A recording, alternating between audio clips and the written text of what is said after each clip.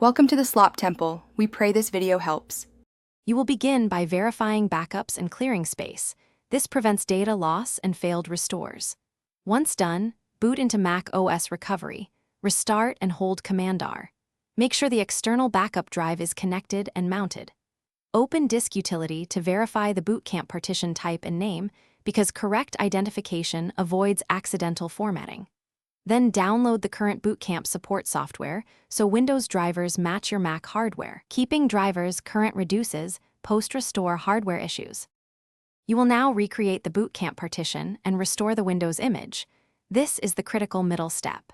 First, create an NTFS partition sized to your backup using Disk Utility or a reliable partitioning tool. Once the partition exists, restore the disk image with your chosen tool. WinClone preserves Bootcamp metadata, CloneZilla or DD work with raw images. After the image writes, bless the Windows bootloader if needed. Then reboot into Windows Installer Media to repair boot records and ensure the system starts. You finish by booting into Windows, installing Bootcamp drivers, and running Windows Update to stabilize drivers and firmware. Make sure Device Manager shows no missing devices. That confirms driver integrity.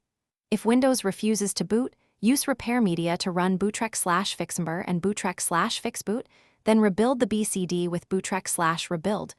This repairs common bootloader problems. One key tip: if drivers still act up, uninstall and reinstall Bootcamp drivers in safe mode. This often resolves leftover driver conflicts. Thanks for watching. Consider subscribing if we helped you.